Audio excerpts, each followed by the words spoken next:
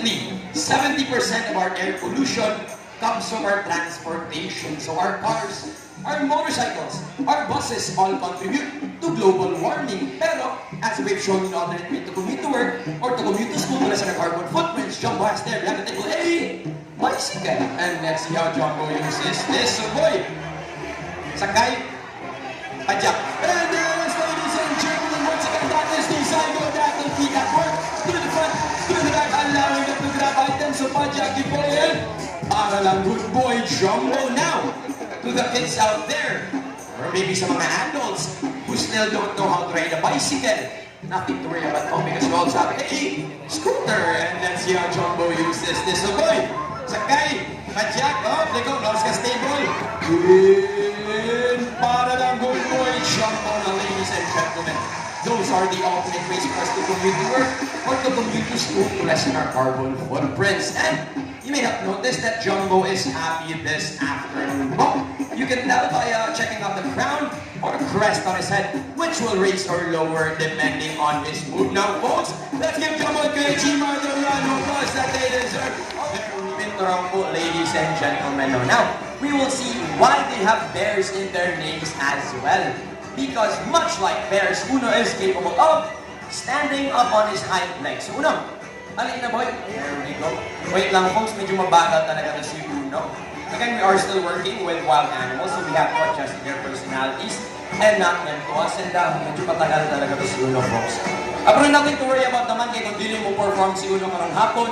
As Kuya Richie, ito palatay na tayo nila sa sanga. Sinagapatay tayo pakitang karong hapon na ay kagawin. Now, there we go. Nana sa stage niya. Once again, with his hind legs, Uno is capable of standing up. Good boy. Uno, if you notice po, folks, he uses his tail to balance himself as well.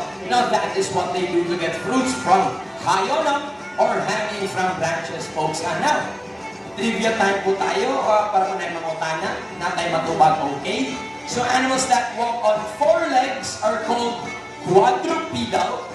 Animals that walk on two legs are called bipedal. Okay? Kung naka-wheelchair sila, PWD tawag na sila, folks. I'd like to direct your attention to your left na naman. And please help me welcome the younger brother of Uno, na si Teddy. And there he is, folks. If you notice that he has the face of a cat, the body of a bear, and the very impressive tail, much like a monkey. And with his tail, Teddy is capable of... Down, boy. Hanging from branches, good boy, folks. That tail can act as a fifth limb, meaning it is prehensile in nature. The definition of prehensile is being able to grab.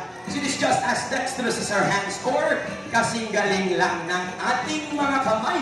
A good boy, Teddy, the impressive tail as well, boy. Now, folks, I'd like to direct your attention to your right naman, right behind Uno and Kuya Richie. And please help me welcome our palm civet, na si Sid.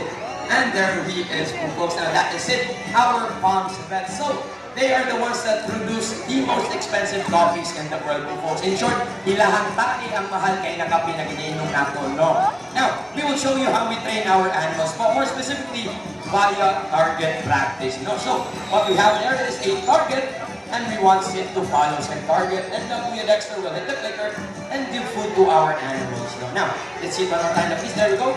Follow the target. Follow the target.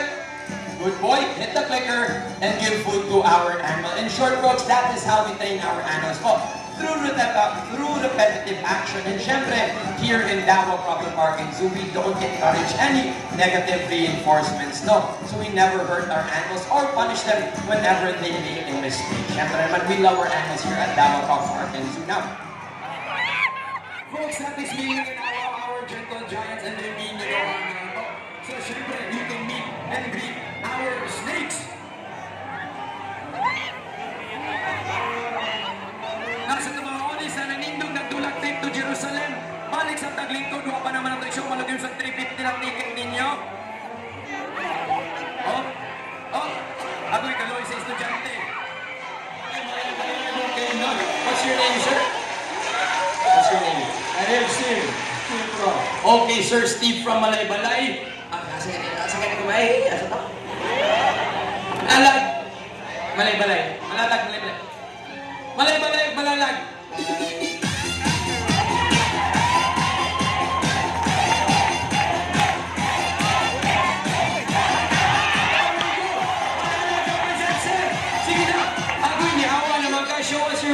smooth. Wait lang. Kuya, stop the music muna. It looks like hindi na audience si Sir. Now, Sir, once you step into the arena, you will have to show us your best dance moves. Because syempre, our animals showed us their talents, and to be fair na sa kanila, at least ang tao, sasayaw for them naman, di ba? You don't know how to dance? Yung 2 steps, that's fine. So the 2 steps will do. Ikaw, ma'am, pwede ka magpadaya ng budod sa but you will have to show us your best dance moves, sir, or else you're gonna get deported back to Malay-Balay. Okay? Ma-deport ka ba? Ikaw, ma'am, mabiling kasi mo mga classmates na hindi ka katulong, hindi ka mo sa'yo karong, ha? One more time. Sir, ma'am, represent David.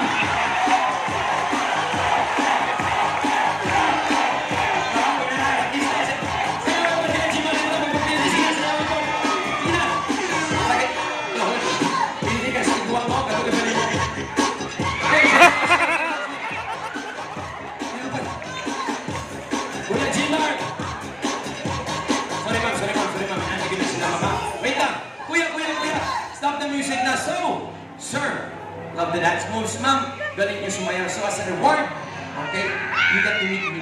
Congratulations, okay? And, you get to meet our sir, please touch the stage first. Come on, please, stop there, right? Touch the stage, come on. There we go. Alright. Spin it on your neck, sir. Come on. Show us like ZZ Top. I know you're familiar with ZZ Top. You're not gonna die yet, sir. We have 40 more years to live. We promise you these are our gentle jams and they mean you no harm. There we go! Okay, ma'am! Alright, ma'am! Katawa-katawa na klaro kayo. Nandus pa na ka sa tubangan. Inside the lipstick niya para pa sa ninyong classmate niya, ha? Maluoy mo na. Ladies and gentlemen, these are our Burmese pythons with the scientific name of Python lividatus.